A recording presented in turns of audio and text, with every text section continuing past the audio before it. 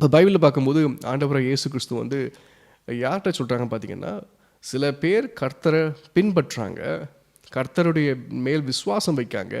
ஆனால் உண்மையிலே ஒரு கிறிஸ்தவராக வாழ்கிறீங்களா கேட்டிங்கன்னா உண்மையாகவே இல்லை.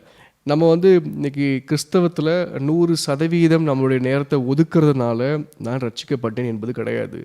நான் ஆடல் பாடல் செய்வதனாலேயோ, நான் சபைகளை ஸ்தாபிப்பதனாலேயோ, நான் சமூக நலத்திட்டங்களை செய்வதனாலேயோ எனக்கு ரட்சிப்பின் உறுதி இருக்குங்கிறதுக்கு எந்த அடையாளமும் கிடையாது. ஆக்சுவலாக அது வந்து உங்களுடைய என்டர்டெயின்மெண்ட் சொல்லலாம், இல்லாட்டி உங்களுடைய ஹாபின்னு சொல்லலாம், இல்லாட்டி உங்களுடைய டேலண்ட்ஸை வச்சு நீங்கள் செய்கிற ஒரு விஷயமா இருக்கும். ஆக்சுவலாக நிறைய பேருக்கு வந்து சோஷியல் ஹெல்ப் பண்ண முடியாது, அவங்களுக்கு அந்த டேலண்ட்டே இருக்காது.